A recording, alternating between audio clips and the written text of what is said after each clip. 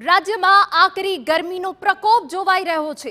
હીટવેવને પગલે અંગ દઝાડતી ગરમી રાજ્યમાં પડી રહી છે। અનેક શહેરનું તાપમાન 40 ડિગ્રીને પાર। હજુ પણ 24 કલાક ગરમીનું જોર યથાવત રહેશે।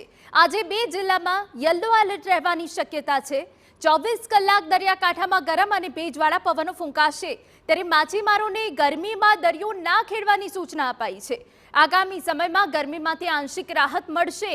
આગામી સમયમાં 2 થી 4 ડિગ્રી તાપમાન ઘટશે, પરંતુ હાલ 24 કલાક હજુ પણ આ પ્રકારની અંગ દઝાડતી ગરમી રાજ્યમાં પડી શકે છે। તો 24 કલાક ગરમીનું જોર યથાવત રહેશે। દરિયાકાંઠાના જે વિસ્તારો છે ત્યાં માછીમારોને દરિયો ન ખેડવાની સૂચના અપાઈ છે, કારણ કે દરિયાકાંઠાના વિસ્તારોમાં ગરમ પવન ફૂંકાવાની પૂરી શક્યતા છે। હાલ જે જિલ્લાઓમાં તાપમાન જો જોવા જઈએ તો 40 ડિગ્રીની આસપાસ હાલ તાપમાન નોંધાઈ રહ્યું છે। થોડા સમય બાદ 2 થી 4 ડિગ્રીનો ઘટાડો જોવા મળશે।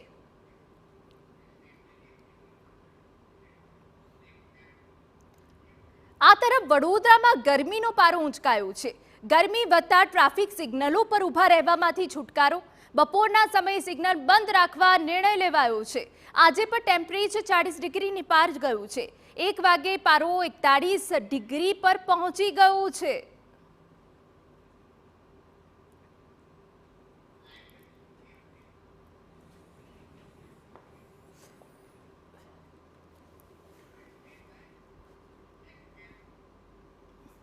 તો વડોદરામાં પણ કાળઝાળ ગરમી પડી રહી છે, ત્યારે સંપૂર્ણ વિગત સાથે અમારા સંવાદદાતા અંજલિ ઓઝા જોડાઈ ગયા છે। અંજલિ, આપની પાસેથી જાણવું છે, વડોદરામાં જ્યારે 41 ડિગ્રી તાપમાન નોંધાયું છે, આ ગરમીથી બચવા તંત્રએ કયા પ્રકારના નિર્ણયો કર્યા છે? અંજલિ।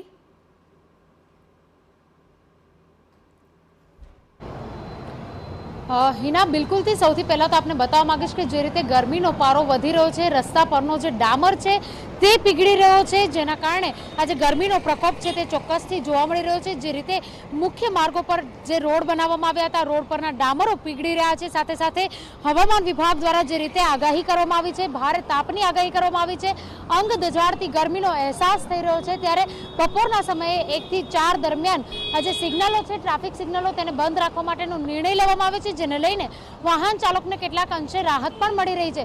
બીજી તરફ જો વાત કરીએ તો છેલ્લા 2 દિવસ પહેલા જે એસએસજી હોસ્પિટલ છે તેની અંદર ગરમીના કારણે ઝાડા ઉલટીના કેસમાં વધારો થયો હોય તેવું પણ જાણવા મળ્યું છે। 5% જેટલા દર્દીઓ વધી ગયા છે, કારણ કે ગરમીના કારણે લોકો ઠંડા પીણાનો સહારો લેતા હોય છે। તેની અંદર શેરડીનો રસ હોય, લસ્સી હોય કે લીંબુ પાણી હોય, આ તમામ વસ્તુઓનું સેવન કરતા હોય છે। સાથે જ આરોગ્ય વિભાગ જ્યારે સૂચિકા બહાર પાડે છે તેની અંદર પણ જણાવવામાં આવી રહ્યું છે કે બપોરના સમયે ઘરની બહાર નીકળવાનું ટાળવું જોઈએ, અને તેના કારણે જ જે લોકો ઘરની બહાર નીકળી રહ્યા છે તેઓને ગરમીથી આંશિક રાહત મળી રહે તે માટે તંત્ર દ્વારા જે ટ્રાફિક સિગ્નલો છે તેને બંધ રાખવા માટેનો નિર્ણય લેવામાં આવ્યો છે। વડોદરા શહેરની અંદર જે રીતે ગરમીનો પારો વધી રહ્યો છે તેને ધ્યાનમાં રાખીને કન્સ્ટ્રક્શન સાઇટ પર કામ કરતા જે કામદારો છે તેઓને પણ બપોરના સમયે 1 થી 4માં કામગીરી નહીં કરાવવા માટેના આદેશ કલેક્ટર દ્વારા આપવામાં આવ્યા છે। ઉલ્લેખનીય છે કે જે રીતે હવામાન વિભાગ દ્વારા આગાહી કરવામાં આવી છે, ગરમીનો પારો જે રીતે ઉંચકાઈ રહ્યો છે, ત્યારે વડોદરા શહેરના નગરજનોને જે રીતે બપોરના સમયે બહાર નહીં નીકળવા માટે અપીલ કરવામાં આવી છે, તો તમામ લોકો જે બહાર નીકળી રહ્યા છે તે લોકોને